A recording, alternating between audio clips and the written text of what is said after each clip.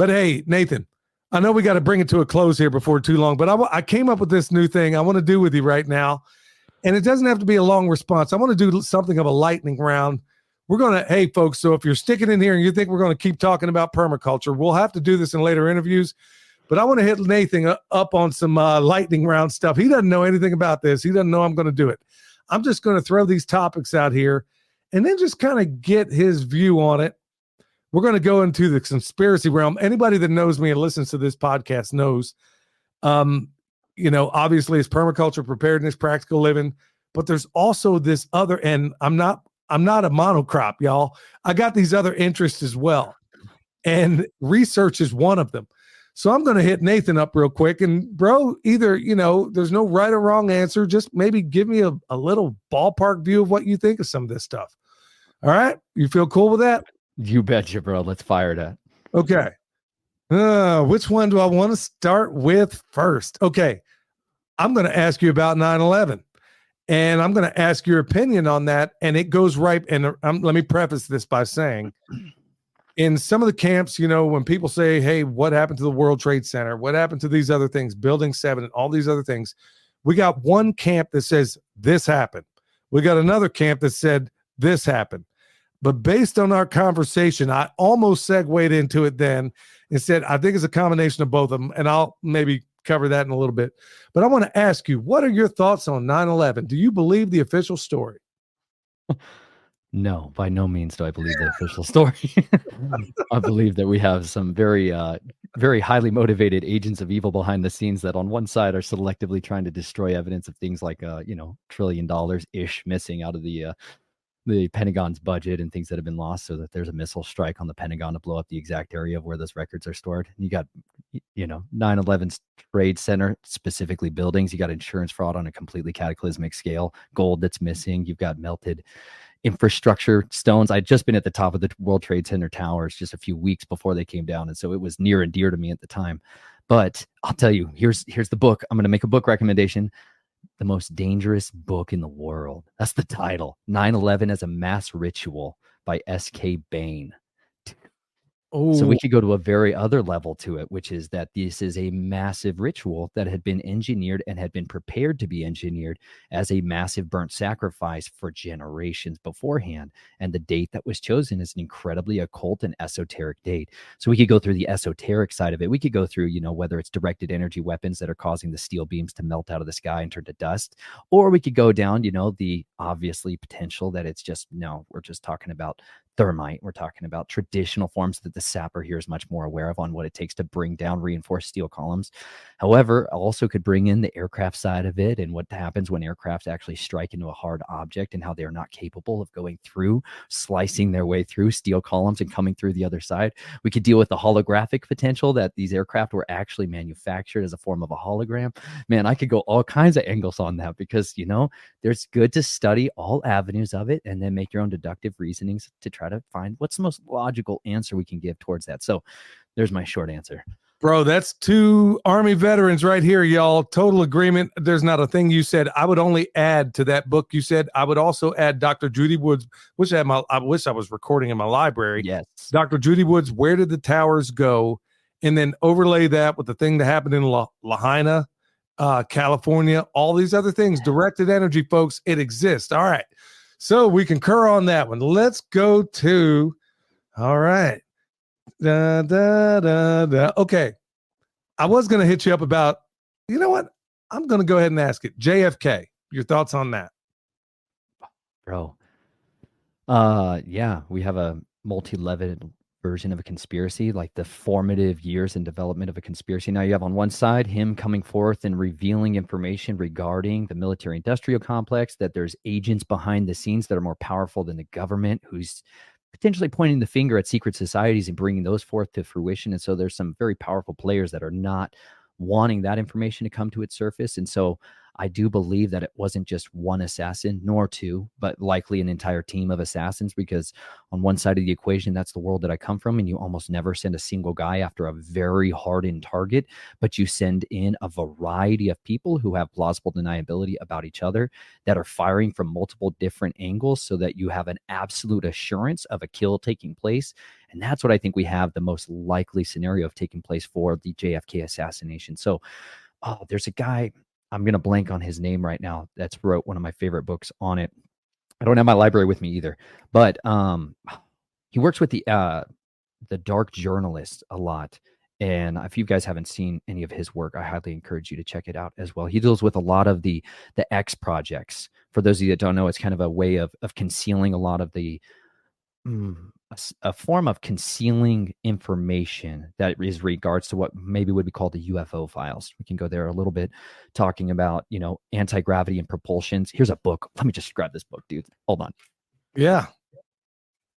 Well, folks, you're definitely getting the full gamut tonight. Here's a book on it, you guys, which is called The Secrets of Anti-Gravity Propulsion, Tesla, UFOs, and Classified Aerospace Technology, written by Paul A. LaViolette, PhD. He goes into dealing with a lot of the electrogravitics and the technology behind a lot of the push towards that in the 40s, 50s, and 60s. And JFK was somebody that was a courier of something that's called this X-Files, really, which was a way of concealing information with this form of the X. And you get a lot of those projects that were using some of this technology. A lot of it derived from the esoteric side of the community, people that are engaged in theosophy and Helena Blavatsky, and people that are channeling spirits to find out technology, like with the Anunnaki and some of these cult groups from the Nazis were working. Well, JFK was somebody that was also privy to that and was bringing forth some of that technology and information. So that's a little fast answer for it. Well, boy, there it is. Sorry. Vatican Assassins by Phelps, I believe is the guy's name. Vatican Assassins is the book title. You guys can check that one out. Man, we're going to have to do a homestead conspiracy night one of these days and get in some of these other homesteaders that I've talked about. Man, this is really, really okay. So I hit you on the political American stuff. Now I'm going to hit you up with some other stuff. Tartaria. Any opinion on that? Want to talk mud floods, bro? Come on.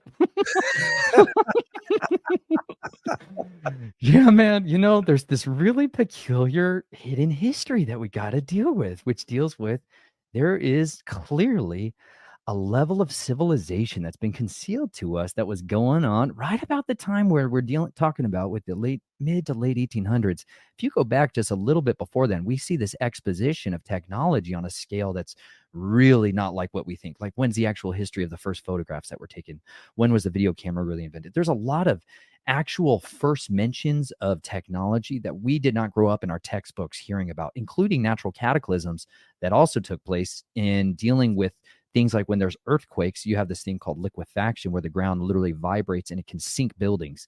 And when you drive around this country, I'll tell you this, because at the same time I started traveling around the country, I started studying the mud flood, and I started studying all of this sunken architecture. And I began to travel around to different communities. And I didn't care if I was in Texas or Missouri or Arkansas. I was finding these buildings that literally were built underground, to where the first floor had sunk down to subfloor, and they had raised second-story buildings. And it just opened up my eyes to this entire endeavor that, hey, guess what? When we go back to old maps, there is an entire country that we didn't hear about, really a sovereign territory called Tartaria. And a lot of it covered the East, we think of like the Soviet Union and China and that kind of portion of the world.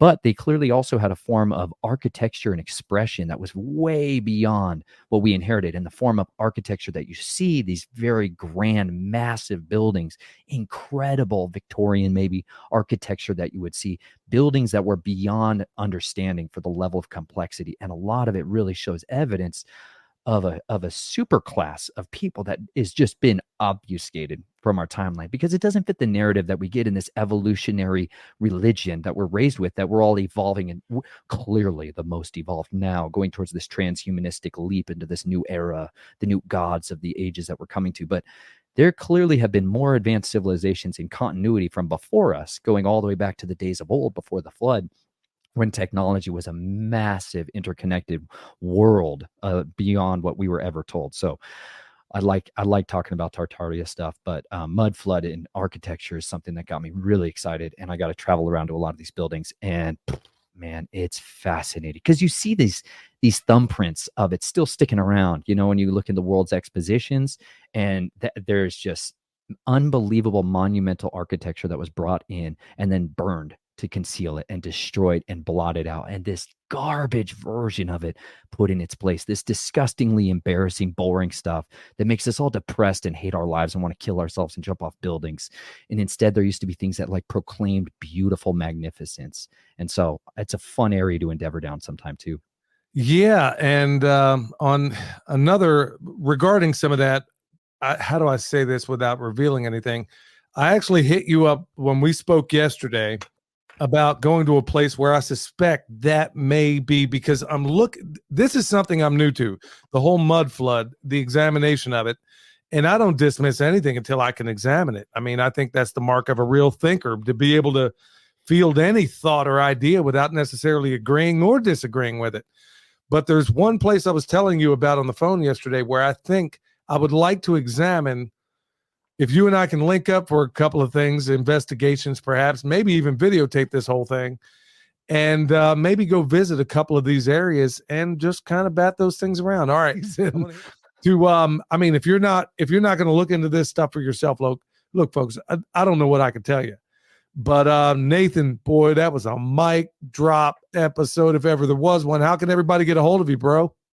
Bro, thank you so much. That was so fun, Billy. I really appreciate it. Those of you that are still listening, man, you rock too. Because telling you guys, it's live courageously. You know, like I just encourage people to live a vibrant life and study all kinds of stuff, because you'll find in there just an incredible world that is still outside that's better than any entertaining version of it masquerading in front of your face could ever give you. But for those of you that want to reach out to me, you can go to snatchedfromtheflames.com. I've got all of my book, audiobook, ebook. I've got the entire recording of the audio scriptures I did as well. That's what I'm most passionate about. I'll just put it super transparently. You can email me at snatchedfromtheflames@protonmail.com. I'm also at YouTube at Nathan Reynolds, Rumble at Nathan Reynolds, or Snatched from the Flames, TikTok at Snatched from the Flames. Those are all kind of the avenues I'm gunning down right now, you guys. But man, Billy, this was so fun, dude. I could talk to you all stinking day. Bro, I love well-read people. Let me just put it that way. When you have a conversation with somebody that's got a multifacety of endeavors of what they're passionate about, what they're pursuing, it just makes for an incredibly exhilarating conversation, man. I feel like we're just fired up Right there with you, brother. I mean, this is exactly, but this, if you go back 150 years ago, this is what everybody did. Everybody was an autodidact. Everybody was. And it didn't matter where you came. I mean, take somebody like Frederick Douglass, who was born into slavery and became one of the best orators ever at that time. You know, not having is no reason for not getting. You know, I'm the product of, well, I won't go into any of that stuff, but point of it being, man, it is real joy to be able to speak to somebody as well read as you. Is also can't wait to get back in here and talk. Well, I really want to open up some of these other can of worms that we opened up at the end of it, and I really want to link up with you in the future. I'm going at 100 miles an hour, and I know you are too. But man, I would really, really love to do a barn burner of a in-person interview where you and I maybe spend a little time at a certain place, maybe a couple of places. I got some other places we might want to check out as well, man. All I know is this, I might even have to start a whole new podcast because of you, man, because I love permaculture, but I'm, like you said, I mean, we're all multifaceted. I can chew gum and walk, but maybe, you know, maybe there's some other opportunity out here, man. Thank you so much for coming on. Hey, y'all, thank you so much for checking it out. Until next time, stay alert, stay alive.